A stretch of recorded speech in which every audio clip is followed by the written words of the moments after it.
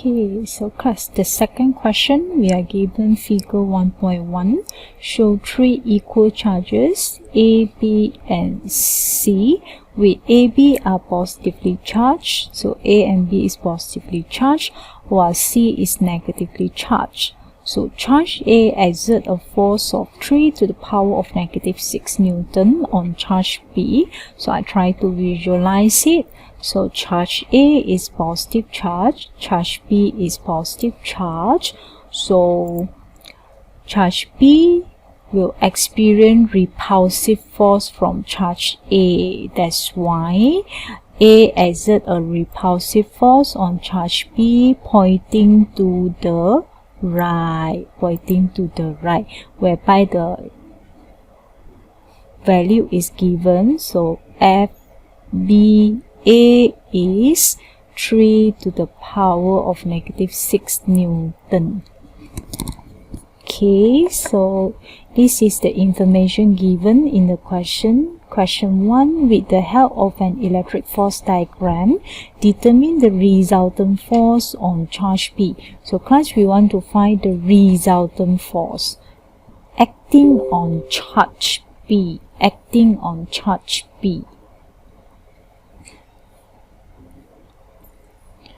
So we need to draw the electric force diagram first. So we already know that for charge B, there is two surrounding charge A and charge C.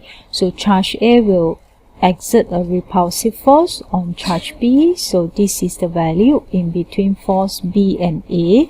Beside that, we have charge C, which is negative. So for charge B, it will have attraction force towards charge C. So dia akan rasa attraction force ke arah charge C. So kita label sebagai F, B, C. But the value is not given in the question. So this is the two forces acting on charge B. So I redraw the force diagram. So this is charge B. So charge B akan rasa repulsive force daripada charge A pointing to the right. The value is given 3 to the power of negative 6 Newton.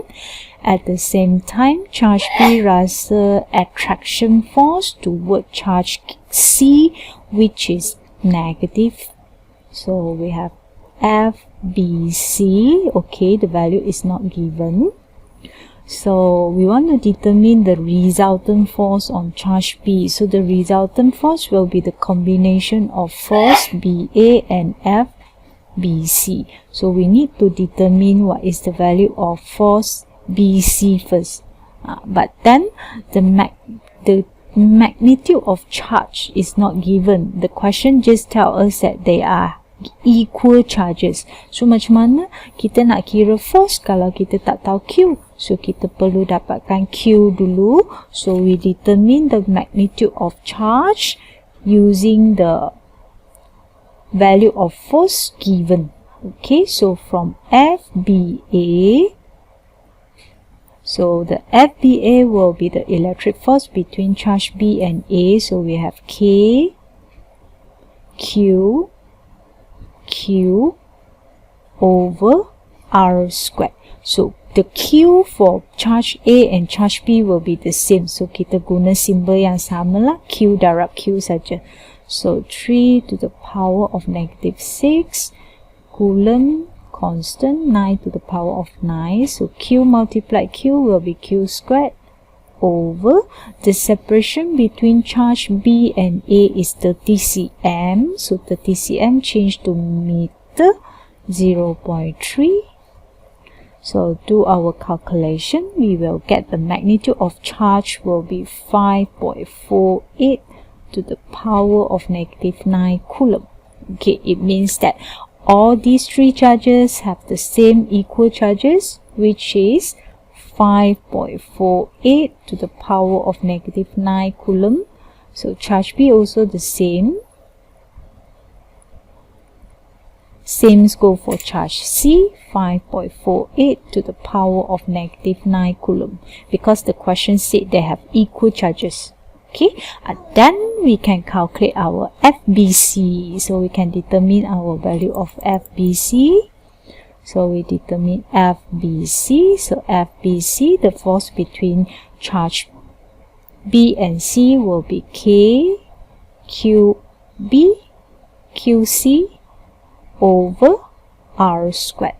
So 9 to the power of 9. The Q will be 5.48 to the power of -9. So Q multiplied Q, Q squared over the separation between charge B and C is 20 cm. So 20 cm is 0.2. Change it to meters. So we get the force BC. The force BC will be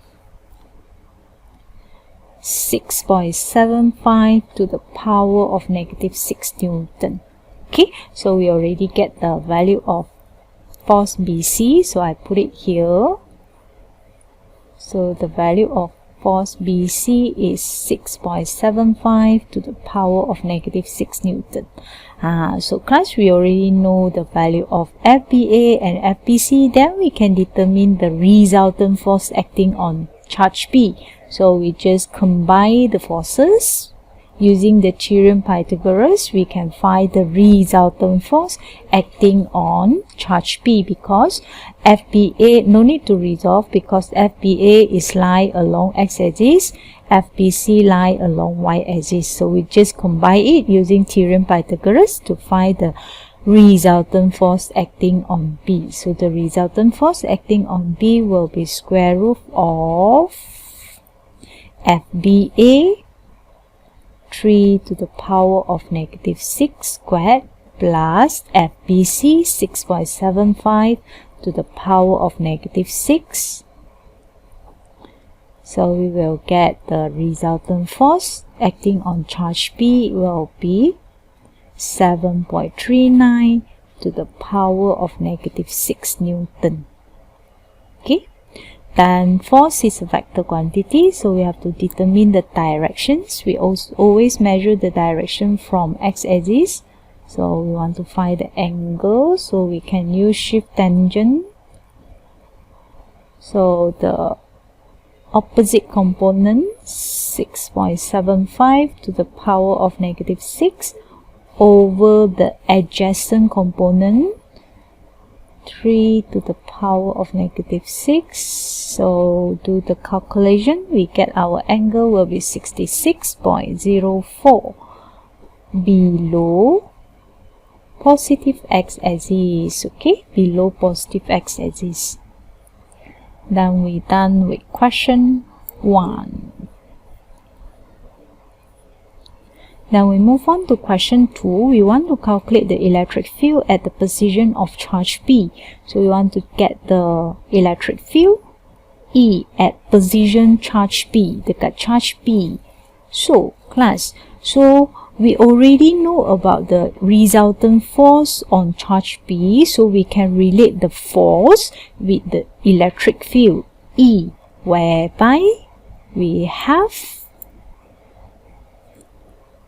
I put it here, whereby we have E is F over Q. E is F over Q. So the force acting on charge B, we already calculate 7.39 to the power of -6. Then the charge of point B is 5.48 to the power of -9. So we can get the electric field at point charge B. So the electric field at point charge B will be 1,348.54 Newton per Coulomb. Okay, so like what I already told you in the tutorial before this, you can relate the electric field with the electric force by using the basic definition. So E is F over Q. Then we done question 2. we proceed to question B. Question B, we given figure 1.2 showing you 2 points A and B. So point A have a potential of positive 50 volt, point B have a potential of negative 30 volt. So we need to calculate the work done in bringing a charge of 30 microcoulomb from A to B. So I want to bring a charge Q 30 microcoulomb. I want to bring it from point A to point B. I want to move it from point A to point B. So I want to find the work done. How much work I need to do in order to move the charge from A to B. So we can relate the work done with the potential big difference between the 2 points. So we have work done is Q delta V. So the potential difference here must always take the final positions minus the initial positions. So we move the charge from A to B. So point A will be the initial point. B will be our final point. So we are going to have VB minus VA. Okay, then we put in the value. The charge that we move is 30 microcoulomb times 10 negative 6. The potential at point B is negative 30 minus the potential at point A is 50. So when we do our calculation correctly, we will find out that the work done to move the charge will be 2.4 to the power of negative 3 joule.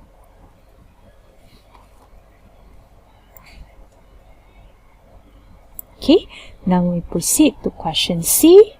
Question C, we are given figure 1.3. We have two parallel plates, two parallel charge plates. So we form a uniform electric field of 2000 volt per meter. So this is the electric field for the parallel plate shown in figure 1.3. We want to determine the electric potential Vx. So we want to determine at this position,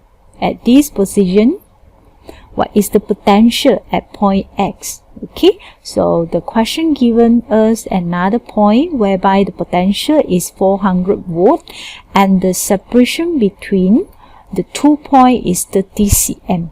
So class, we are having a uniform electric field. So in order to find the potential at point X, we can use equation. The electric field for parallel plate is the potential difference between the 2 points divided by the separation. Okay, so the electric field is 2000. So the potential difference will be Vx minus 400 divided by the separation between the 2 points is 30 cm. 30 cm changed to meter is 0.3. So we can obtain the electric potential at point X, whereby the value will be 1000 volt. Then we're done with this question.